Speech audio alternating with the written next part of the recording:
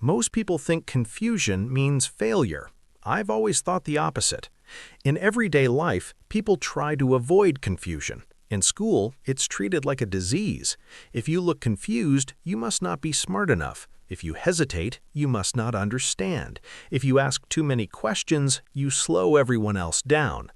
But from my experience, confusion is not the enemy of learning. It's the evidence that learning has actually started. When I'm confused, it usually means I've reached the edge of what I truly understand. Something doesn't fit anymore. The explanation I was given doesn't quite work. The words still sound familiar, but the meaning has slipped away. That uncomfortable feeling is not ignorance, it's awareness. Confusion appears when the mind stops pretending it understands. That's why I never trusted smooth explanations that left no room for doubt. If everything feels instantly clear, there's a good chance nothing new has happened. The brain may just be recognizing patterns it memorized before. Real understanding is slower than that. It takes time to play with ideas. It takes time to turn them around, test them, break them, rebuild them. And during that process, confusion is unavoidable. In fact, it's necessary. Albert Einstein once said, "Education is not the learning of facts, but the training of the mind to think." I agree completely. And thinking, real thinking, is rarely comfortable. It doesn't feel like confidence. It feels like uncertainty. When people first encounter a deep idea, they often say, "I don't get it." That's not a problem. That's the starting point. The trouble begins when schools treat that moment as something to fix immediately. Students are trained to believe that understanding should be instant. If it isn't, something must be wrong with them. So they learn to hide confusion instead of exploring it. They memorize explanations they don't believe. They repeat conclusions they haven't earned. And the system rewards them for it. I've seen students recite laws of physics perfectly and yet have no idea what those laws actually describe. They know the equations, they know the terminology, but if you ask them to explain the idea in simple language, the whole thing collapses. That collapse is confusion, and it's revealing something important. Confusion exposes the difference between knowing words and understanding ideas. Einstein captured this beautifully when he said, "Any fool can know. The point is to understand." Understanding doesn't arrive fully packaged. It grows out of uncertainty. It requires staying with questions longer than feels comfortable. The irony is that the deeper you go into a subject, the more confusion you encounter, not less. Beginners are confused because they lack structure. Experts are confused because they see complexity. The difference isn't confusion itself, it's tolerance for it. The best scientists I've known were not the ones who always felt certain. They were the ones who were honest about what they didn't know. They were willing to sit with unanswered questions without rushing to authority for comfort. Einstein once remarked, "The more I learn, the more I realize how much I don't know." That wasn't humility for show, it was accuracy. Learning doesn't eliminate confusion, it refines it. But schools do the opposite. They teach students that confusion is a weakness, that intelligence means speed, that hesitation means failure. Over time, students adapt. They stop asking, "Why doesn't this make sense?" and start asking, "What answer will get me through this?" That shift is disastrous. The moment someone stops tolerating confusion is the moment they stop learning anything new. Curiosity cannot survive in a system that demands certainty too early. I've always believed that the greatest damage education does is not by teaching wrong ideas, but by teaching false confidence. Students are pushed towards answers before they've wrestled with the questions. They learn to sound sure instead of being honest. But nature doesn't care how confident you sound.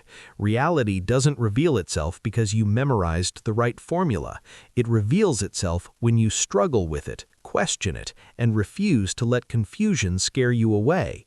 Every major breakthrough in science came from someone who was confused and stayed that way long enough to figure something out.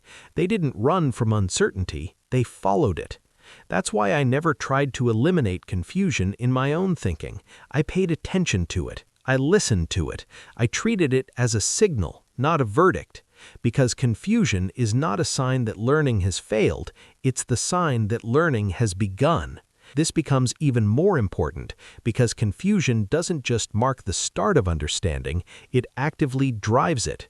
That's where things get interesting. One of the most dangerous illusions in education is the feeling of understanding. I say illusion deliberately because many people genuinely feel like they understand something when in fact they've only memorized how it sounds, and memorization is very good at creating that feeling. When you memorize an explanation, your brain becomes familiar with the sequence of words. Familiarity produces comfort, comfort produces confidence, and confidence is easily mistaken for comprehension. But none of that guarantees understanding. I saw this constantly with students. They could repeat definitions perfectly. They could solve problems that looked exactly like the ones in the textbook. They could pass exams with impressive scores. And yet, the moment you changed the context slightly, everything fell apart. That collapse wasn't sudden ignorance, it was exposed ignorance.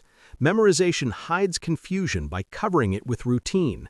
As long as a problem fits the pattern, the student feels fine. As long as the question matches what they've seen before, the answer comes out smoothly.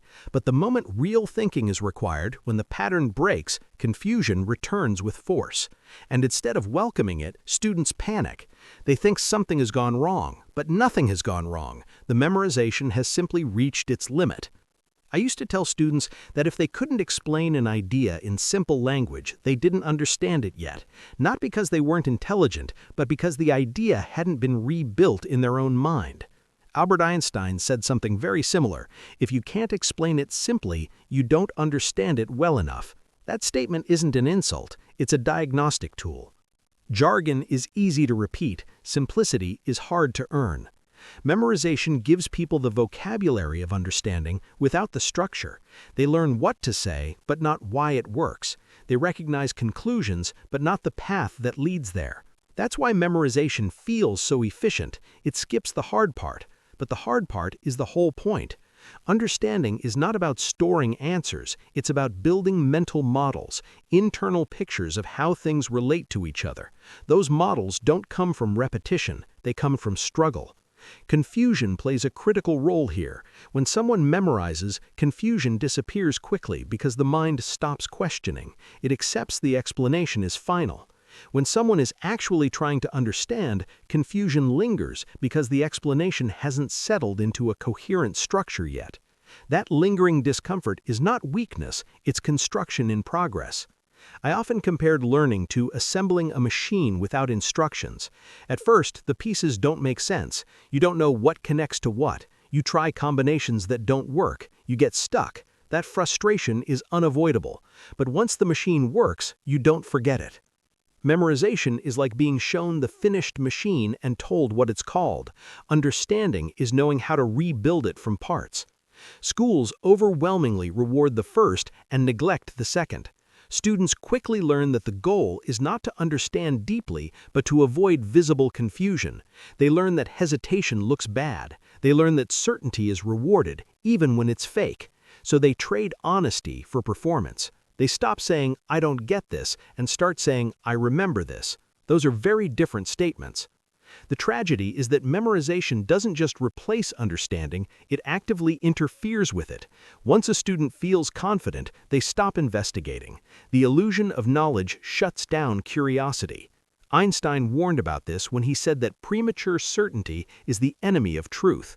Confidence that arrives too early freezes thinking. Confusion, on the other hand, keeps it alive. That's why real scientists are rarely as sure as they sound in textbooks. The polished explanations come at the end of the process, not the beginning. Behind every clean law or equation is a long period of confusion, failure, and revision. But students rarely see that part. They see final answers and assume understanding should feel just as clean. When it doesn't, they assume the problem is them. It isn't. The problem is that memorization feels like progress because it produces immediate results. Understanding feels slow because it resists shortcuts. And in a system obsessed with speed, slow thinking is treated as a flaw. I always believed that education should do the opposite.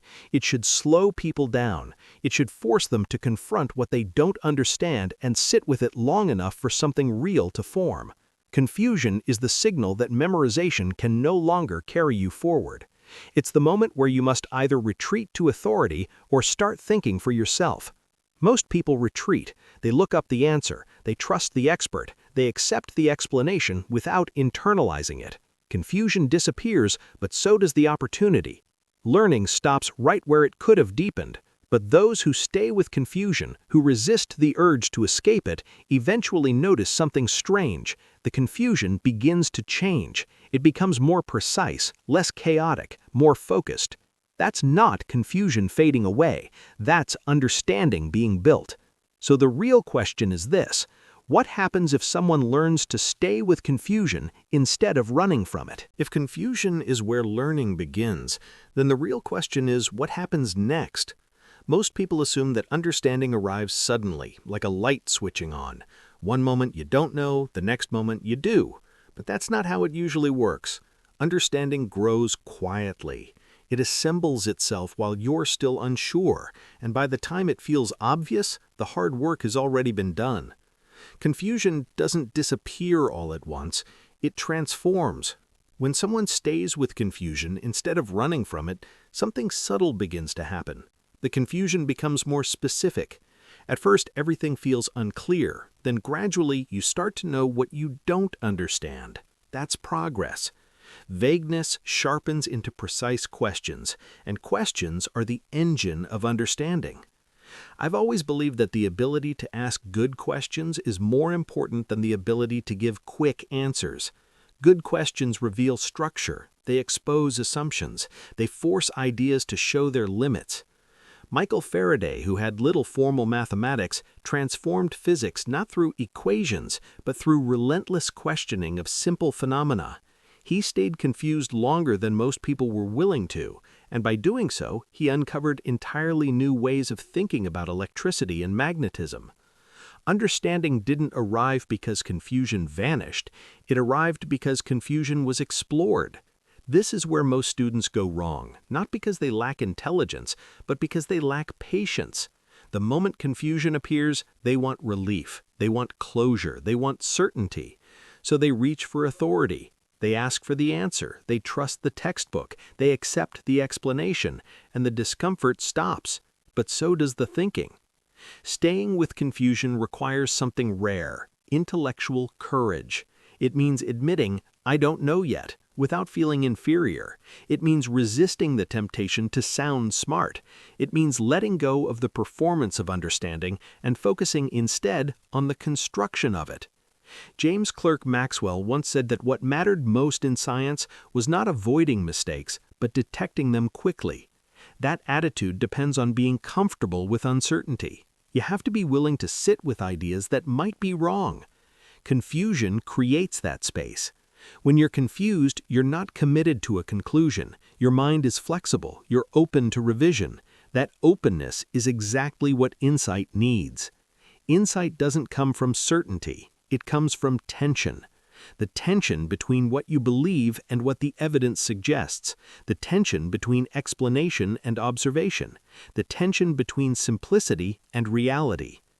I've noticed that breakthroughs often come after long periods of confusion, not before.